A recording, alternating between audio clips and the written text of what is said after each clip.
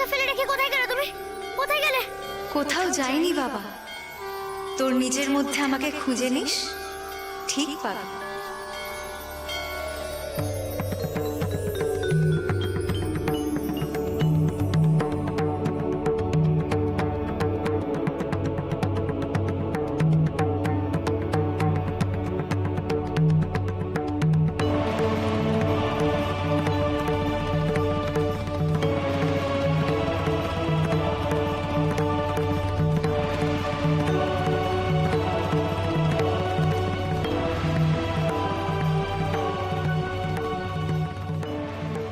এটা কোন জায়গা মা? তোর নতুন বাসা কালীঘাট লোকনাথ।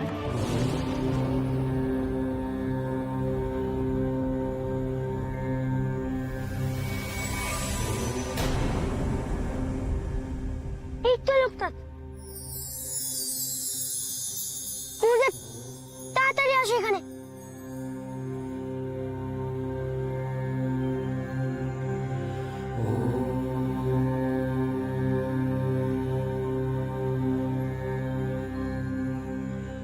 प्रणम्य शिरसा देवं ওই তো লোকনাথ বসে আছে গুরুদেব, ডাকি ওকে।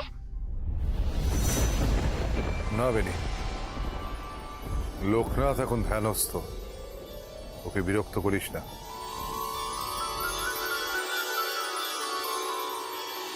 লোকনাথের সাধন পূর্তির মহা দায়িত্ব আমার কাঁধে। আমাকে যে করেই হোক এ দায়িত্ব পালন করতে হবে। ঈশ্বর আমাকে এই মহান দায়িত্বে নিয়োগ করেছেন। আমি আমি ধন্য রে বেনি, আমি ধন্য।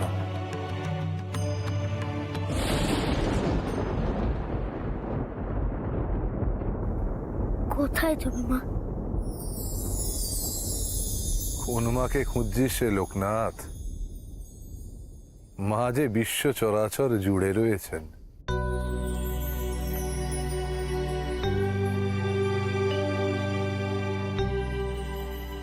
তুমি ঠিকই বলেছো গুরুদেব, মা সবখানেই আছে।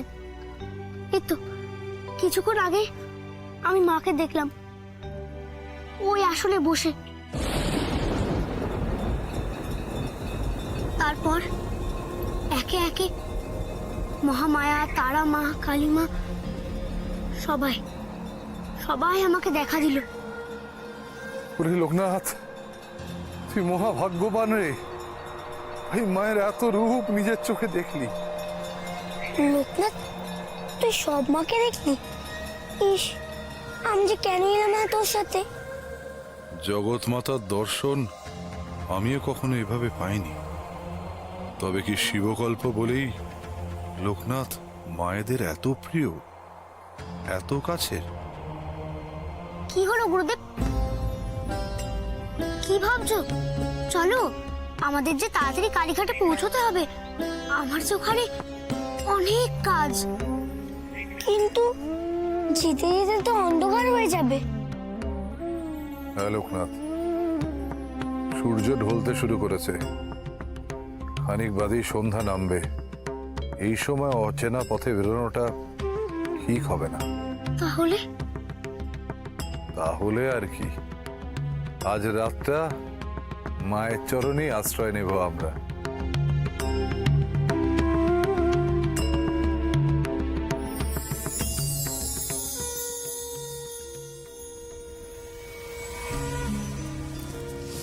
মা, কখন সন্ধে হয়ে গেল টেরই পাইনি তো। ওদিকে বাড়িতে আবার ধূপদীপ জ্বাললো কিনা কেউ কে জানে।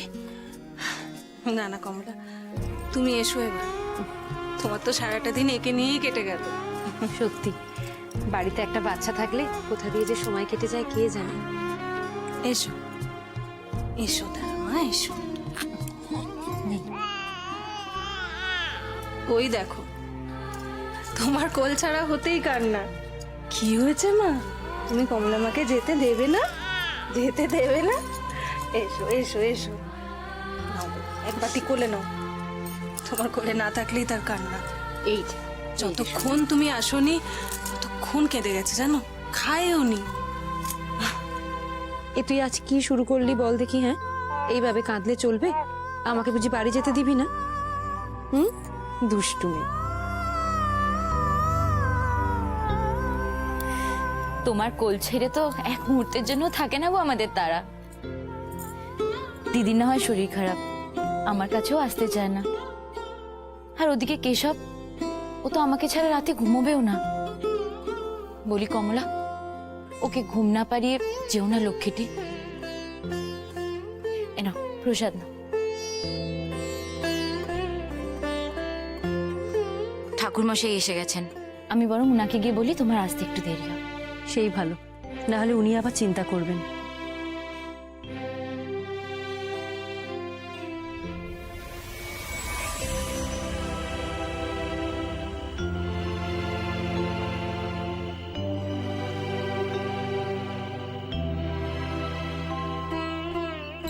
সারাদিন কিছু খাসনি?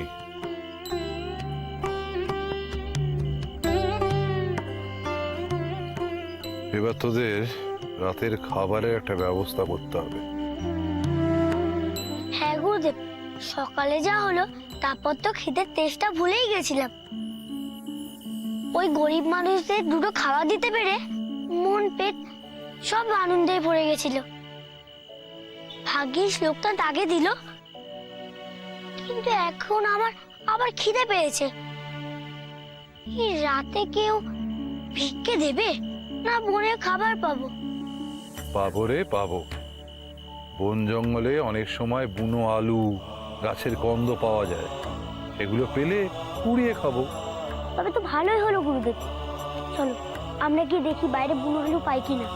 এখন এত অন্ধকারে বুনো আলু খুঁজবো কি করে? ফল পেলে তা হতো, কিন্তু এখানে ফল পাবো কোথায়? একটা কথা তোরা শুনিসনি, প্রয়োজন হলো উদ্ভাবনের জননী। অর্থাৎ নিজের দরকার থেকে মানুষ নতুন কিছু শেখে। মশাল দরকার তো, যা প্রদীপটা নিয়ে আয়, আমি তোদের মশাল বানানো শিখিয়ে দেবো। যা।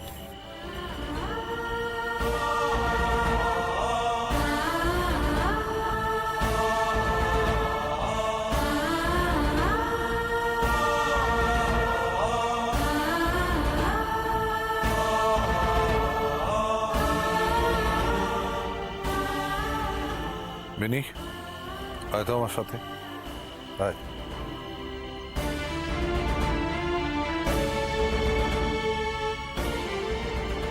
আয় বেনি, আয়।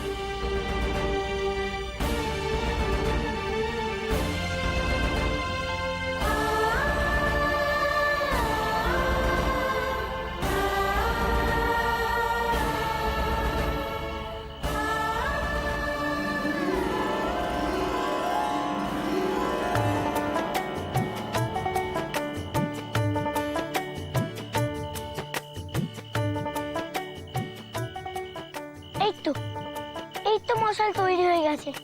মনে রাখিস লোকনাথ, এইভাবে মশাল জ্বালিয়েই তোদেরকে ঈশ্বর দর্শনের পথ খুঁজে নিতে হবে। ঈশ্বর সবখানে আছেন লোকনাথ, সবখানে আছেন রেবেনি। শুধু তাকে খুঁজে পাওয়ার মতো করে মনের মধ্যে আলোটা জ্বালিয়ে নিতে হবে। এই নে, এবার এটা ধর লোকনাথ, তার আগে যা প্রদীপটা রেখে যা।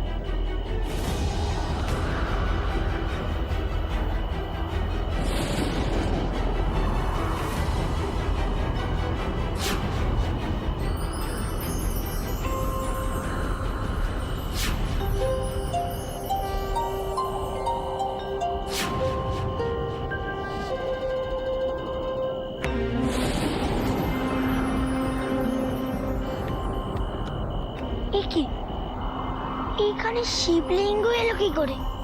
তখন তো দেখিনি। রে বেনি, যেখানে মায়ের মন্দির থাকে তার আশেপাশেই তো বাবা ভোলানাথও থাকেন রে। এই মন্দির তো বেশ পুরনো বলেই মনে হচ্ছে, তাই এই মন্দিরের আশেপাশে থাকা বাবা ভোলানাথের মন্দির বোধহয় ঝড় জলে ভেঙে গেছে, আর মহাদেব ঠাঁই পেয়েছেন এখানে। চলবে নি, কাছে গিয়ে দেখি।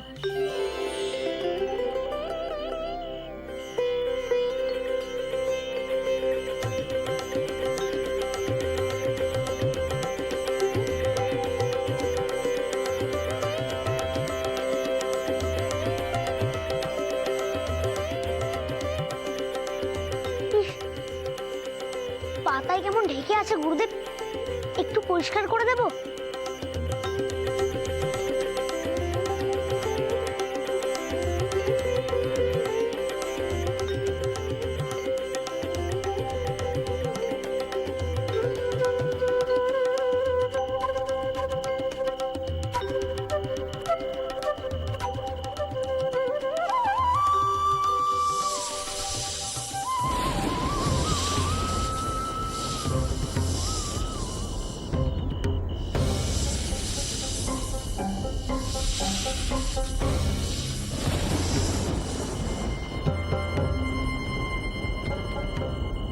এই লোকটা ওইখানে কিসের আওয়াজ রে?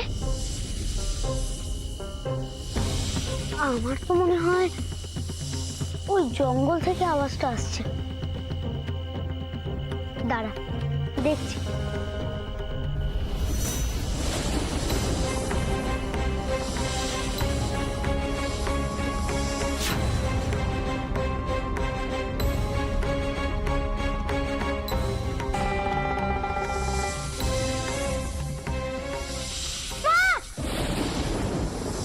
গুরুদেব, সাপ!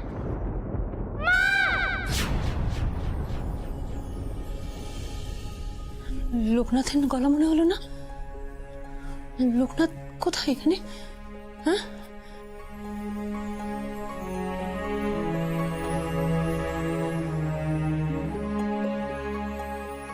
ঘুমের মধ্যে লোকনাথের ডাক শুনলাম কেন? ছেলেটার কোনো বিপদ হয়নি তো?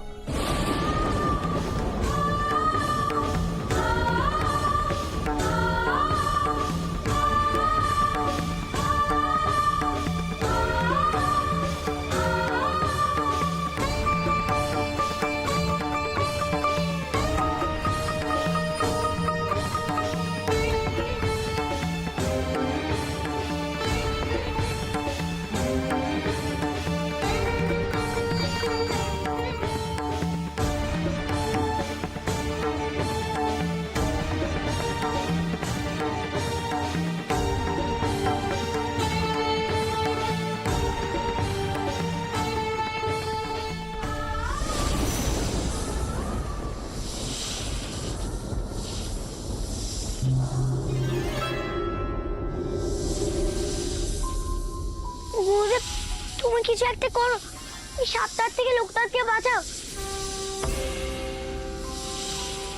চুপ করবে নি, চুপ, ঘাবড়াস না, আমাদের কিচ্ছু করতে হবে না।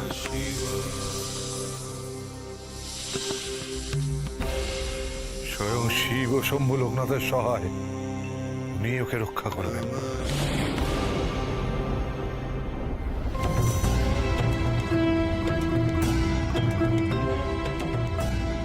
হে ঈশ্বর,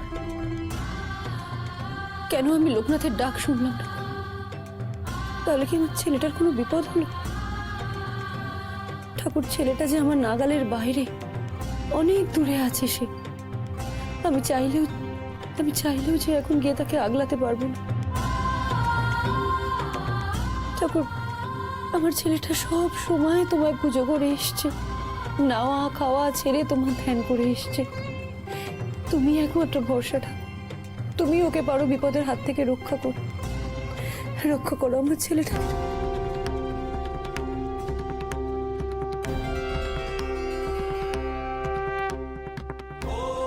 বুঝেছি তুমি অভুক্ত।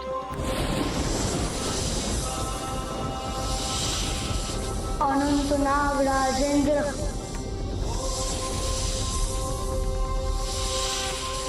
শিব পদার্চন রত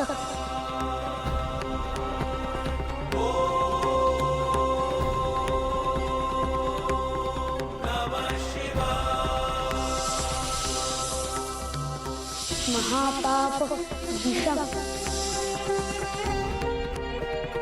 सत्ता कर तुम्हें। এ মন্ত্র লোকনাথ কি করে জানলো? আমি তো কখনো শেখাইনি। ওম নমঃ শিবায়। ওম নমঃ শিবায়।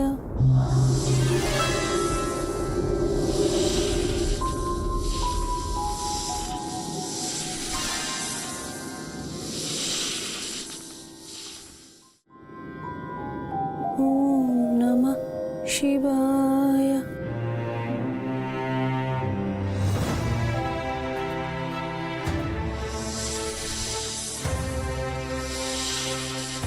এ নাগরাজ ক্রোধ সংবরণ করো।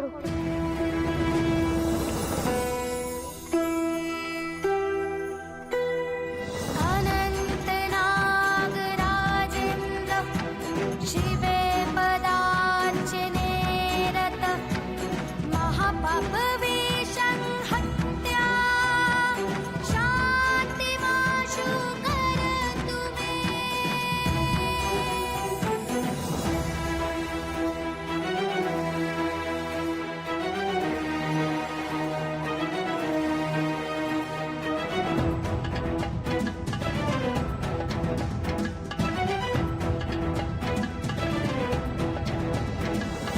রক্ষা করো হে নাগরাজ, দমন করো ক্রোধ।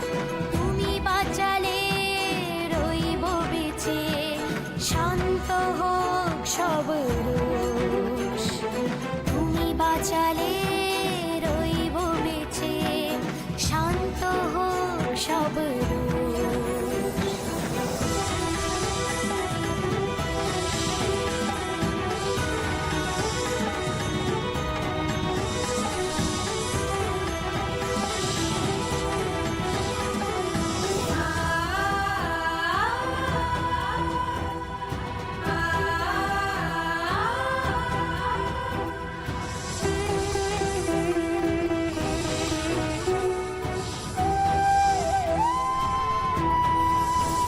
যে শিবের শিরোভূষণ তুমি, আমি সেই শিবেরই দাস।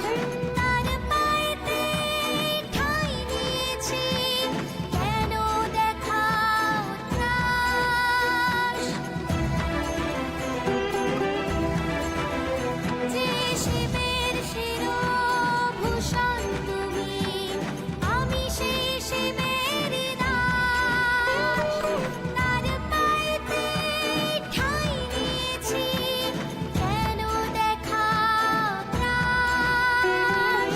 শান্ত হও হে নাগরাজ, রক্ষা করো মোরে। তোমার আশীষ বিভূতি হয়ে মাথায় পড়ুক ঝরে, পড়ুক মাথায় ঝরে। রক্ষা করো, রক্ষা করো, রক্ষা করো, রক্ষা করো।